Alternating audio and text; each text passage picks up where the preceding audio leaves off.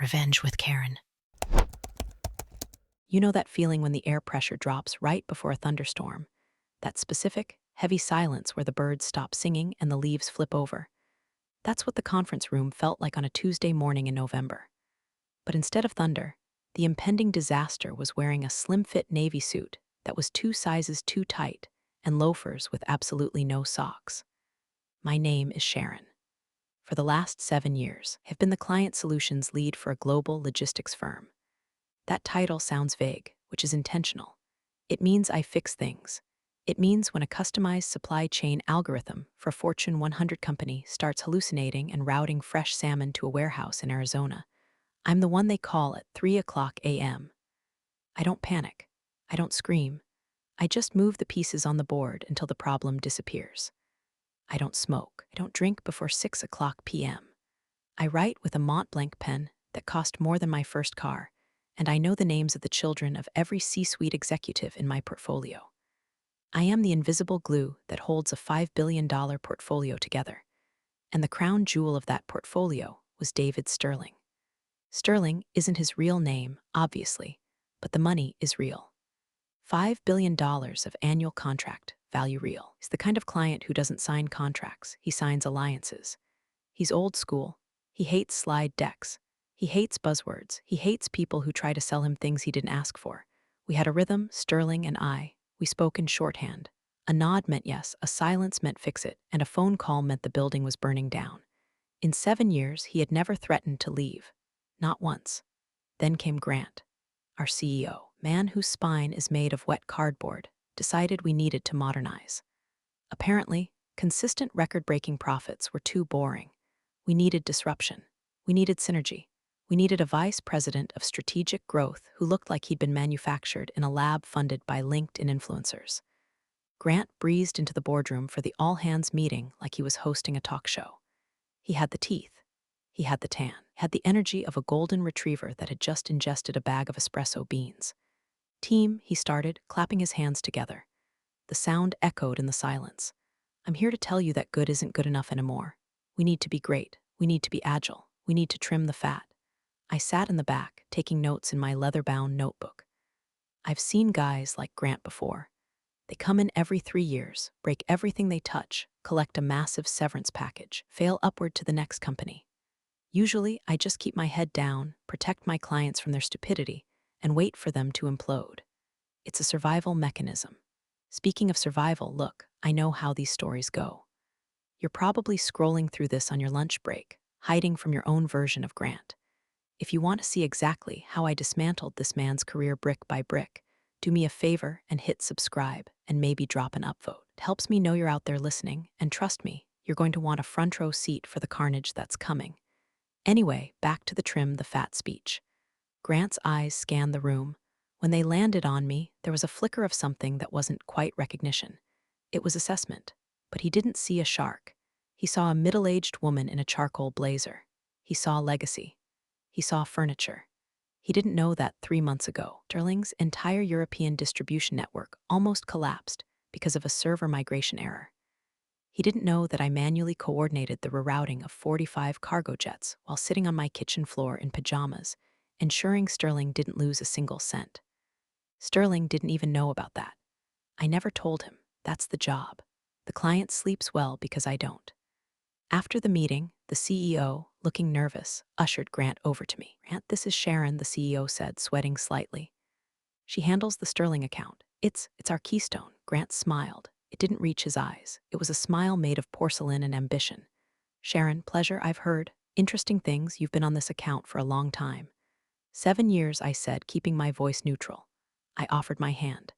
His grip was moist and weak, like holding a dead fish. 7 years, he repeated, letting out a performative sigh. That's a lifetime in this industry. Maybe too long. You get complacent. You stop seeing the forest for the trees. My blood temperature dropped about 10 degrees, but my face remained a mask of polite interest. Mr. Sterling values consistency. He's not fond of change for the sake of change. Grant chuckled. He actually chuckled, like I was a child explaining why I believed in the tooth fairy. Oh, Sharon, everyone loves change if you sell it right. Been looking at the numbers. The margins on the Sterling account are stagnant. We're overservicing him. Too many hours, too much hand-holding. We're leaving money on the table. We're not selling him a service, Grant, I said, my voice hardening just a fraction. We're selling him reliability. If we cut support, he walks. Nobody walks away from a contract this size, Grant said, waving his hand dismissively. He's bluffing. He's got you wrapped around his finger. But there's a new sheriff in town now. I want you to set up a QBR, a quarterly business review, for next week. I want to meet this guy. And Sharon, I'll be leading the presentation. I stared at him. The Sterling QBR was sacred ground. It wasn't a presentation, it was a conversation. We didn't use slides. We sat in armchairs, drank black coffee, and discussed global logistics trends. Bringing Grant into that room was like bringing a clown to a funeral. Grant, I said carefully, Sterling doesn't do standard presentations. Book it, he interrupted, turning his back to me to check his phone. And send me your deck by Friday. I'll need to polish it. We need to dazzle him. Lots of graphs, hockey stick growth, you know the drill. I stood there for a moment, watching him walk away. The fluorescent lights hummed overhead, sounding like a flatline. It just ordered me to construct a bomb and place it directly under the foundation of our company. He thought I was just an admin with a fancy title. He thought I was a relic. He had absolutely no idea that the stagnant margins he complained about were the result of me spending company resources to fix internal screw-ups before they reached the client. He didn't know that I was the only reason the Sterling account existed at all. I went back to my desk. Hands were steady, but my heart was hammering a war drum against my ribs. I opened my email. I saw the calendar invite from Grant, Sterling account strategy, new direction. I looked at the accept button. I clicked it. If he wanted a show, I would give him a show. But first, I had to prepare, not for the meeting, but for the war. I opened a new folder on my private drive. I named it the exit. And then I picked up my phone and texted my contact at legal. Hypothetically, I wrote, how enforceable is the non-compete regarding clients I brought in prior to the 2018 merger? The 3 dots bubbled up immediately. The storm wasn't coming. It was here. And Grant had just handed me the umbrella, unaware that I was about to use it to impale him. If there is a hell, it is not fire and brimstone. It is a windowless conference room with a glass whiteboard, stale bagels, a middle manager explaining paradigm shifts to you for 4 hours straight. Wednesday morning, the prep session for the Sterling QBR. I walked in with a concise, 3-page briefing document. It contained the KPIs Sterling actually cared about: on-time delivery rates, customs clearance velocity, and the error reduction metrics from the new Singapore hub. It was clean. It was factual. It was boring to anyone who didn't understand that in logistics. Boring equals profitable. Grant was already there, connecting his MacBook to the 85-inch monitor. He was wearing a vest today, one of those fleece Patagonia numbers that scream I work in venture capital, even though we work in freight shipping. Sharon, he boomed, grab a seat. Let's make some magic. He pulled up a PowerPoint deck. It had 40 slides. 40. A 1-hour meeting with a man who checked his watch if you spoke for more than 30 seconds without making a point. Okay, look at this opener, Grant said, beaming.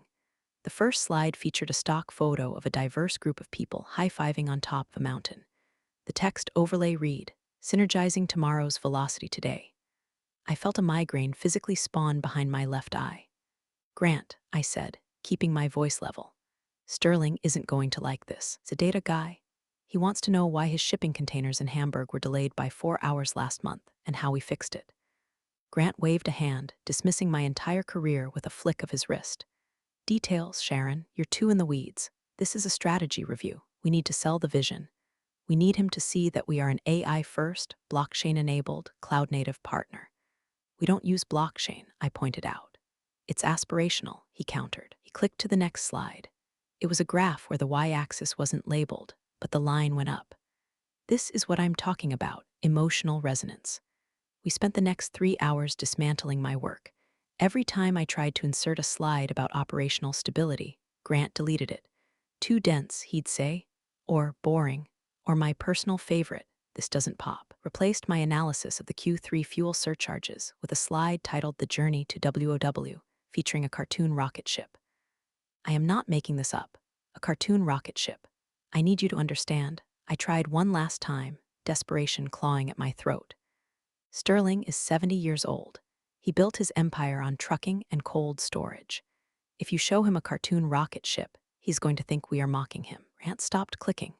He turned to me, his face dropping the cool boss mask for a second to reveal the petty tyrant underneath. You know, Sharon, I'm getting a lot of resistance from you.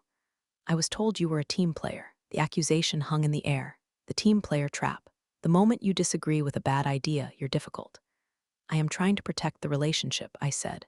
No, you're trying to protect your turf, Grant snapped. You've been gatekeeping this client for years. Maybe that's why the account is stale. You're afraid of new ideas because they expose the fact that you've been coasting. Coasting. I thought about the Christmas morning I spent on a conference call with customs agents in Mumbai. I thought about the time I personally flew to Detroit to hand-deliver a replacement part for Sterling's assembly line because FedEx was snowed in. Coasting, I repeated, tasting the word. It tasted like ash. Look, Grant sighed, checking his Apple Watch. I don't need you to present. Clearly, you're not on board with the new vision. I'll handle the talking. You just be there too? I don't know, take notes. Answer technical questions if he gets boggy. But let me drive. He was demoting me in my own meeting. He was cutting me out of the conversation I had sustained for nearly a decade. A younger version of me would have fought. I would have yelled. I would have gone to the CEO. But I looked at Grant, at his unearned confidence, his empty buzzwords, his complete lack of respect for the work, and something inside me shifted. It was the shift from employee to architect of your destruction. Okay, I said softly. Grant looked surprised. He expected a fight. Okay, you're the VP, I said, closing my notebook. If this is the direction you want to take, I'll support you. You do the talking, I'll just sit in. Great. Grant clapped again. See, that wasn't so hard. We're going to crush this, Sharon. Pivot to greatness. I walked back to my office. My hands were shaking, not from fear, but from the sheer effort of holding back the rage. I sat down at my desk. I opened the exit folder again. I started a new document, incident log. Date, Nov 14. Event, VP explicitly forbade me from presenting operational data. Instructed to prioritize aspirational marketing material over KPI reporting. Removed me from lead presenter role. Saved the file. Then I opened my email and found the calendar invite for the QBR. I forwarded it to my personal email address. Then I went to the printer. I printed out every single slide of Grant's presentation. The rocket ship, the high-fiving mountain climbers, the unlabeled graphs. I put them in a crisp manila folder. If he was going to drive the car off the cliff, I wasn't just going to watch. I was going to make sure the dashcam was recording in 4K. The meeting was in 48 hours. I spent them in silence. I didn't try to fix his slides. I didn't try to warn the CEO. I just did my regular work, answered my emails, and waited. It's funny how calm you feel when you realize you have nothing left to lose. Grant thought he was sidelining me. He didn't realize he was setting me free. Boardroom on the 40th floor has a view of the entire city, but on Friday morning, the blinds were drawn. Grant wanted the lighting to be cinematic for his projector. Mr. Sterling arrived at 9:58 a.m. He's a man who takes up space not by being loud, but by being dense with gravity.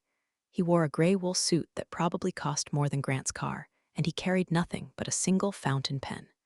No laptop, no phone. He walked in, shook my hand firmly. Sharon, good to see you. And you, David, I said. It was the only time I used his first name. It was our privilege. Then Grant swooped in. Mr. Sterling, Grant Miller, VP of Strategic Growth.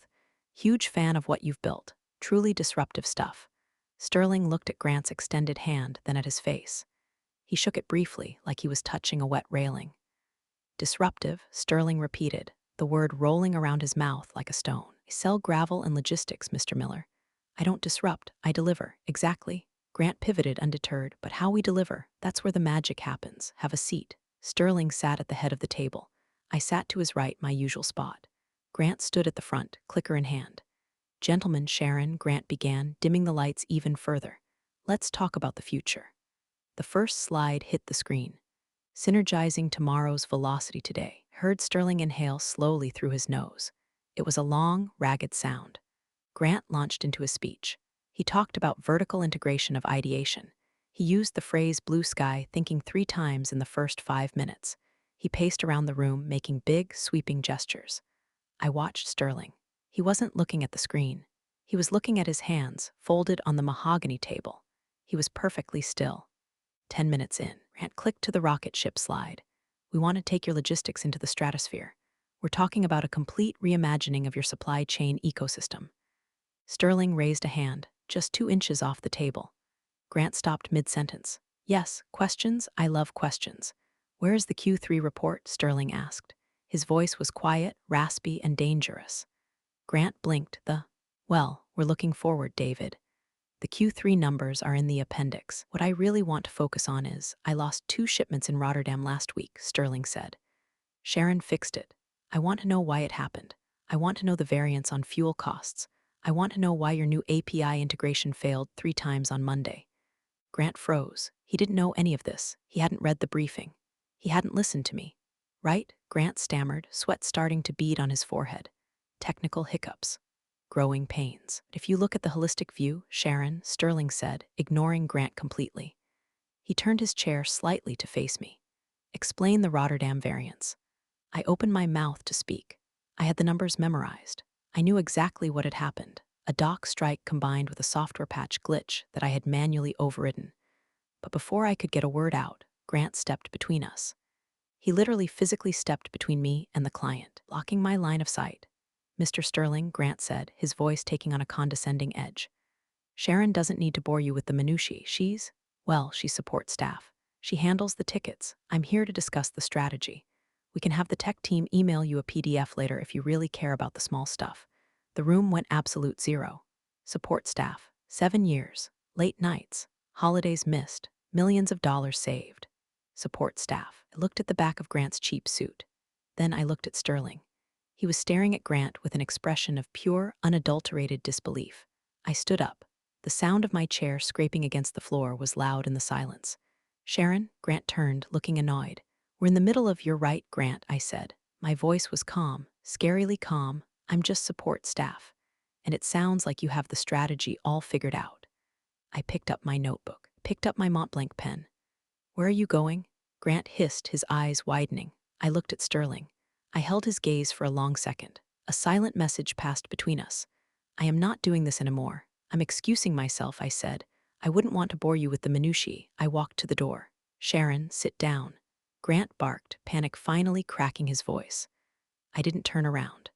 I opened the heavy oak door and stepped into the hallway. As the door clicked shut behind me, I heard Sterling's voice, loud and clear for the first time. Sit down, Mr. Miller, and turn on the lights. I walked down the hallway. My heart wasn't racing anymore. It had stopped. I felt light, weightless. I walked past the open-plan cubicles. I walked past the break room. I walked straight to the elevator. I didn't go back to my desk. I didn't pack my things. I pressed the button for the lobby. I was done. But the game had just begun. I took the subway home at 11 o'clock a.m. It's a strange time to be underground. The car was empty except for a few tourists and a guy sleeping with a guitar case. I sat there, knees pressed together, staring at my reflection in the dark glass opposite me. I looked the same. Same blazer, same hair, but I was unemployed. Well, technically, I was insubordinate, but let's not split hairs. My phone started buzzing before the train even left the station. Grant, 5 missed calls. Grant, Sharon, get back in here immediately. Grant, this is unacceptable behavior. Grant, pick up the phone. CEO, Sharon, what is going on? Call me. I turned the phone to do not disturb. Then I turned it off completely. When I got to my apartment, a quiet, overpriced 1-bedroom in Brooklyn with a view of a brick wall, I didn't pour a glass of wine. I made a pot of black coffee. I changed out of my suit into sweatpants, but I kept the blazer on. It felt like armor. I sat at my kitchen table and opened my personal laptop. Rule number 1 of corporate warfare: he who has the documentation wins. I had been forwarding emails to myself for years. Nothing proprietary, nothing that violated NDA, just CYA, cover your ass threads. Decisions made over my objections, warnings I'd given that were ignored, praise from clients. But now I needed to be specific. I spent the next 6 hours drafting a document. It wasn't a resignation letter. It was a memo of record. I detailed the QBR prep, the refusal to include Q3 data, the specific instruction to mislead the client with aspirational metrics, the public denigration of my role. I wasn't going to send it yet. This was ammunition. Don't fire your gun until you see the whites of their eyes. At 4 p.m., I turned my phone back on.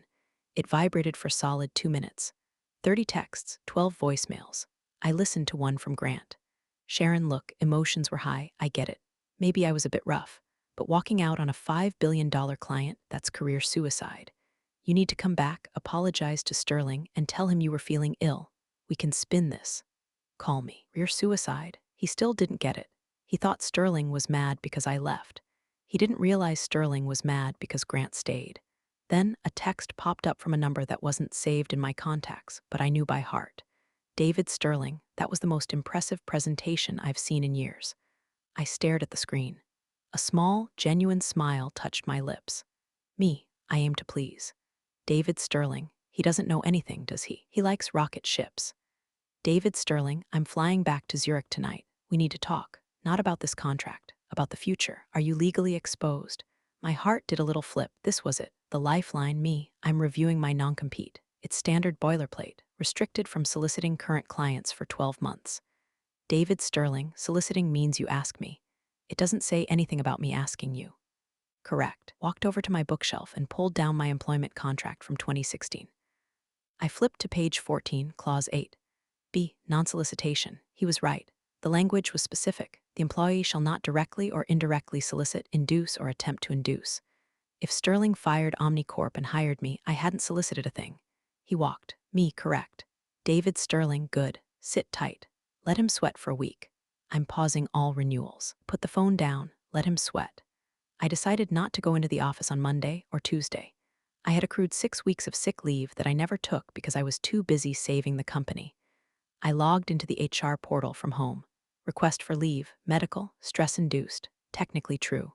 Grant was extremely stressful. I spent the next few days in a strange limbo. I watched the chaos unfold from a distance. My work email, which I could still access on my phone, was a dumpster fire. Subject, urgent, Sterling shipment stuck in customs from Grant Miller to Sharon. Sharon, I know you're sick, but we have a situation in Shanghai. Who is the contact for the Port Authority? I can't find it in the CRM. I looked at the email. I knew the contact. It was Mr. Wu. He didn't use the CRM. He used WhatsApp. He only answered if you started the message with a specific greeting in Mandarin. I deleted the email. Another one came in an hour later. From CEO Sharon, we need to talk. Grant says you're ghosting us. The Sterling account is at risk. I didn't reply. I was learning the power of absence. When you are the one holding up the ceiling, you don't need to push it down on top of them. You just have to step away and let gravity do the work. By Wednesday, the silence from my end was deafening, but the noise from their end was about to get a whole lot louder. There's a specific kind of joy in watching a fire you didn't start, but certainly aren't going to put out. Day 4 of my medical leave. I was at a coffee shop, drinking a latte that cost $6, reading a book about gardening. I don't garden. I just liked the metaphor of pruning dead branches. My phone was still blowing up. The tone had shifted from anger to desperation. The thing about Grant's strategy to cut support hours, he actually did it. He implemented it the Monday I didn't show up. He sent a memo to the Sterling team, which was now just 2 terrified junior analysts and him, saying that all non-critical communication with the client would be routed through a central ticketing system. No more direct calls. No more texting. Just tickets. A client moving perishable goods across 40 international borders. The collapse happened on a Thursday. I found out because the junior analyst, a sweet kid named Kevin who I'd been mentoring, sent me a message on LinkedIn. Kevin, Sharon, I know I shouldn't message you, but I'm literally shaking. Grant told us to ignore the priority flag on the Munich shipment because he said it was a system glitch. It wasn't a glitch. It was vaccines. Been sitting on the tarmac for 12 hours. They're spoiling. I stared at the screen. Vaccines. This wasn't just corporate politics anymore. This was negligence. I had a choice. I could intervene, save the shipment, and prove my value, or I could let Grant own his mistake. But these were vaccines. People needed them. I sighed, closed my book, and pulled up my contacts. I couldn't fix it officially, but I could fix it quietly. I texted a contact at the Munich airport ground crew. Hands, check container 404 Bravo. Temperature gauge might be faulty. Manual override to cold storage ASAP. Do it as a favor to me. Hands for you? Done. But tell your new boss he is an idiot. He filed the paperwork as dry goods. I screenshotted the exchange. Added it to the exit folder. I texted Kevin back. Don't worry about Munich. It's handled, but keep your head down. Document everything Grant tells you to do. Back at the office, the CEO finally decided to step in. He didn't call me, he sent Linda. Linda was the head of HR. She was one of those women who treated the company like a church and the employee handbook like the Bible. She spoke in hushed, reverent tones about corporate culture and family. She called me at noon. "Sharon," she said, her voice dripping with artificial concern. "We're so worried about you." This silence. "It's not like you. We're a family here. You can't just abandon your family because of a little disagreement with a cousin." She called Grant my cousin. "I'm under a lot of stress, Linda," I said, channeling my inner soap opera actress. "My doctor advised a complete disconnect." "I understand," Linda cooed. "But Grant is really trying to bridge the gap. He feels you were resistant to his leadership. He wants to welcome you back. He's even willing to let you keep your title. You'll report to him directly for daily task management." Daily task management.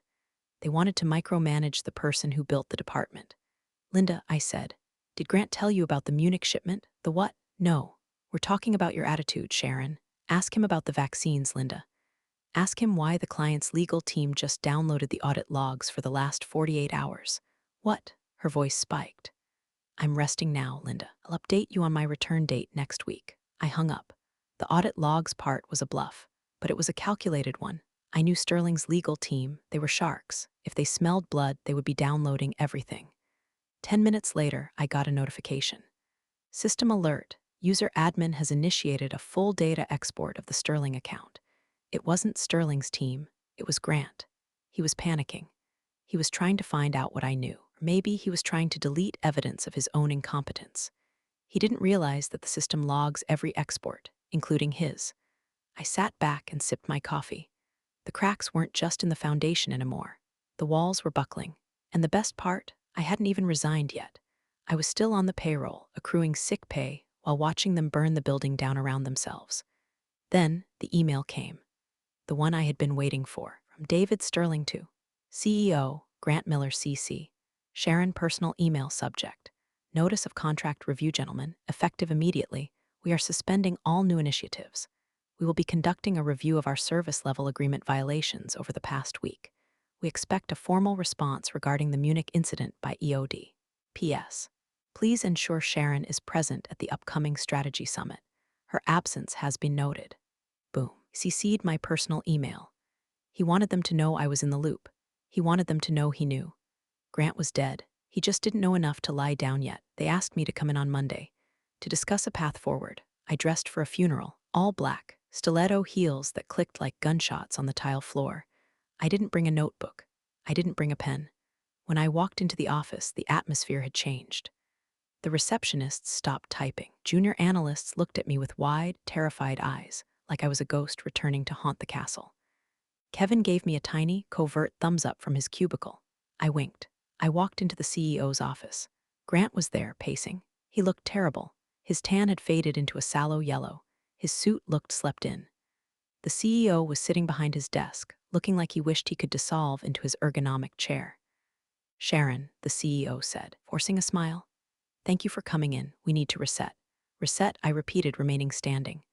"Look," Grant started, his voice jagged. "We had a rocky start. Okay, I admit it, I'm a disruptor. Sometimes I break things, but we need you back on the box. Sterling is difficult right now." "Difficult," I said, "or litigious?" Grant flinched. "We need you to smooth it over," Grant said, stepping closer. "Call him. Tell him the Munich thing was a vendor error. Tell him we're on top of it. Use that charm of yours. He wanted me to lie. He wanted me to cash in 7 years of integrity to cover his 3 days of stupidity." "I can't do that, Grant," I said. "Why not?" He snapped. "It's your job. You're the client solutions lead." "Not anymore," I said. I reached into my blazer pocket and pulled out a white envelope. I placed it on the CEO's desk. "This is my resignation. Effective 2 weeks from today. I will spend those 2 weeks transitioning my files. But I will not speak to the client. I will not lie to the client. And I will certainly not report to him." I pointed at Grant. "You can't quit." Grant yelled. "We have the summit next week. You have to be there." "Oh, I'll be there," I said. "Sterling requested my presence. As a courtesy to the client, I will attend. But I'll be sitting in the audience, watching you disrupt." The CEO looked at the letter. "Sharon, please, let's talk numbers. A raise, more equity." "It's not about the money," I said. And for the first time, it really wasn't. It was about the principle. It was about the fact that they looked at my work, my life's work, and called it support staff. I have a non-compete, I said, preempting their threat. I know it. I wrote half of it with legal back in 2016. I won't solicit your clients. I won't steal your data. I'm going to take a nice long vacation. You're bluffing. Grant sneered. You have nowhere to go. You're aged out of the market. You think some startup is going to hire a 45-year-old logistics manager. There it was, the ageism, the misogyny. It all spilled out in one ugly sentence. I smiled, a real smile. Grant, I said softly, you think the market is LinkedIn and algorithms. The market is people. And unlike you, I haven't pissed off every person I've ever met. I turned to leave. If you walk out that door, Grant threatened, I will make sure you never work in this industry again. I paused at the door. Grant, by next week, you won't even be working in this industry. I walked out. I went to my desk and started packing, not much. Just the photo of my dog, my Mont Blanc pen, and the little crystal award I won 3 years ago. Kevin rolled his chair over. Are you really leaving? He whispered. Yeah, Kevin, I am. What am I going to do? He looked panicked. Handed him a sticky note with a phone number on it. You're going to wait 3 weeks. Then you're going to call this number. It's a recruiter I know. She places people in firms that actually pay overtime. He took the note like it was a holy relic. I left the building at 2:00 p.m. The sun was shining. I felt like I had just dropped a heavy backpack I'd been carrying for a decade, but I wasn't going on vacation. I went home, opened my laptop, registered a new LLC, SM Solutions. I didn't have any clients yet. I couldn't ask for them. But I knew something Grant didn't. I knew that Sterling was coming to the summit not to renew, but to execute, and I had a front row seat. The Q4 Strategy Summit was held at the Ritz-Carlton. Chandeliers, shrimp cocktails, and a room full of people pretending everything was fine when the stock price was down 12%. I wore a red dress. Look at me, red, blood in the water red. I arrived early and took a seat near the back. I wasn't an employee anymore, technically. I was serving out my notice period. I was a ghost at the feast. Grant was on stage doing a sound check. He looked manic. He was shouting at an AV technician about the bass levels on his intro music. Yes, he had intro music. Eye of the Tiger. I wish I was joking. The room filled up. Board members, investors, key clients. I saw the CEO shaking hands, his smile looking more and more like a grimace. Grant spotted me in the back. He glared. He actually made a cutthroat gesture, then realized a board member was watching and turned it into an awkward collar adjustment. Then the doors at the back of the room opened.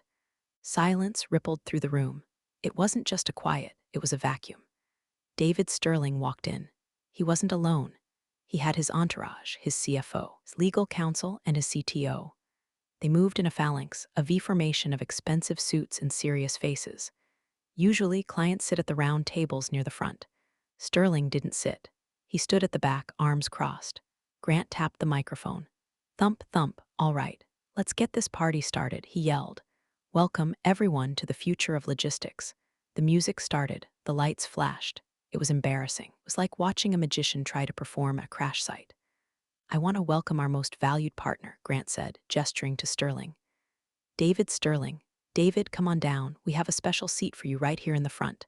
Sterling didn't move. The spotlight swung over to him, illuminating his stone face. I'm fine where I am, Sterling said. His voice didn't need a microphone, it carried. Oh, okay, Grant stammered. Well, folks, let's dive in. As you know, I've been pivoting to a lean, agile methodology. Grant launched into his deck. The rocket ships were back. The buzzwords flew: paradigm, synergy, blockchain. I watched Sterling. He was watching Grant with the detached curiosity of a biologist studying a particularly stupid bug. Then, Grant put up a slide. Case study, Sterling Global, a partnership reimagined. It showed a graph of efficiency savings, claimed that by streamlining communication, aka the ticketing system, they had saved 20% in operational costs. Sterling leaned over to his CFO and whispered something. The CFO nodded and handed Sterling a folder.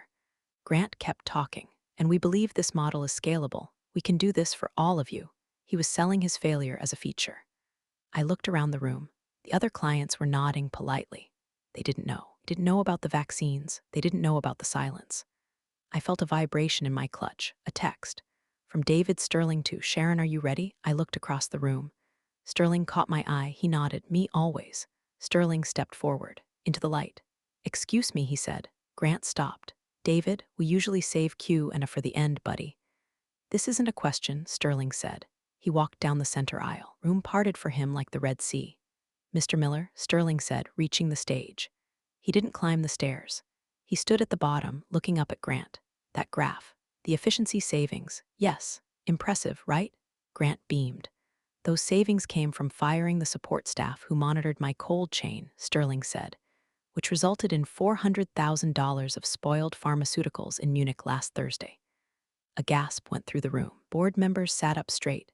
Grant's smile faltered. That was a glitch. We fixed it. No, Sterling said. You didn't fix it. Sharon fixed it from a coffee shop while she was on leave. Grant looked at me. The whole room turned to look at me. I don't have a contract with Omnicorp, Sterling announced, his voice booming now. I have a contract with competence. And it seems competence has left the building. He turned to the board of directors. I'm invoking the immediate termination clause of my contract due to gross negligence. You can't do that. The CEO jumped up. David, please. I just did, Sterling said. My legal team filed the papers 10 minutes ago. He turned back to me. Sharon, he said, are you coming? I stood up. My red dress smoothed out. I picked up my purse. I think I will, I said. I walked down the aisle. I walked past the CEO, who looked like he was having a stroke. I walked past the investors. I met Sterling in the aisle. Where are we going? I asked quietly. Lunch, he said, and then to talk about your new consultancy. I have some friends who are very unhappy with their current logistics providers. We walked out of the ballroom together. Behind us, the feedback from the microphone screeched, drowning out Grant's desperate stuttering. It was the sweetest sound I had ever heard. We went to a steakhouse down the street, kind with white tablecloths and waiters who don't introduce themselves by name. Sterling ordered a bottle of wine that was older than Grant. To disruption, he toasted, a twinkle in his eye. To competence, I corrected, clinking my glass against his. By the time the appetizers arrived, my phone was vibrating off the table. Kevin, holy shit, Sharon. The CEO is screaming. Grant is crying, literally crying. Security is escorting him out. Legal, Sharon. Need to discuss your NDA. Recruiter, Sharon, hearing wild things. Call me. I turned my phone over. So Sterling said, cutting his steak. SM Solutions, tell me about it. It's a boutique firm I improvised, specializing in high-touch, crisis-proof logistics for legacy clients. No apps, no tickets, just answers. I'll take a retainer, Sterling said. Same rate as Omnicorp was charging me. But you keep the overhead. I did the math in my head. If I took Sterling's account at the agency rate, without the agency bloat, I would make more in a month than I made in a year at Omnicorp. Deal, I said. And Sterling added, I have 3 friends, CEOs of manufacturing firms. They were in that room. They just texted me. They want your number. Send it, I said. Back at the Ritz-Carlton, the apocalypse was happening. According to Kevin, my embedded spy, the board held an emergency meeting in the hallway. Stock had dropped another 8% in the hour since Sterling walked out.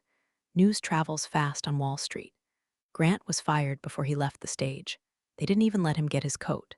Security walked him out through the kitchen so he wouldn't be seen by the investors. The CEO tried to damage control, but it was too late. The Sterling walkout was already a story. It was the signal that the ship was sinking. Over the next 48 hours, Omnicorp lost 4 more major accounts. All of them called me. I didn't steal them. I didn't solicit them. They called me. Sharon, we heard what happened. Can you take us on? I can, I told them. But my rates have gone up, and I don't do PowerPoint. I hired Kevin a week later. I doubled his salary and gave him the title of Director of Operations. He cried. I rented a small office, not in a glass tower, in a brownstone. Hardwood floors, eel plants. The lawsuit from Omnicorp came, of course. They tried to sue me for poaching. Sterling's lawyers responded with a letter that was essentially a legal go F yourself, citing the breach of contract and negligence regarding the Munich shipment. Omnicorp dropped the suit in 3 days. They couldn't afford the discovery phase. They knew what I had in the exit folder.